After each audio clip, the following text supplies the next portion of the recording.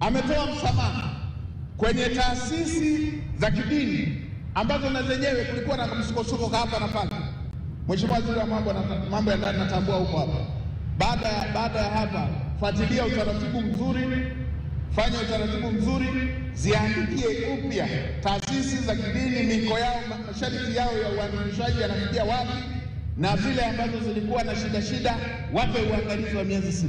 Natambua ilikuwepo hii moja ya ufufuo na uzima, ifungulie, wape masharti ya uangalizi ndani ya miezi 6.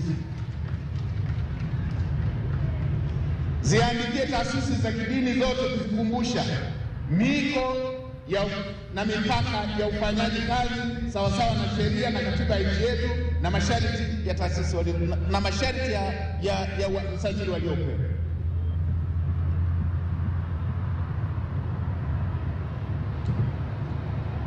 Na nendeni mkayaangalie upya masharti.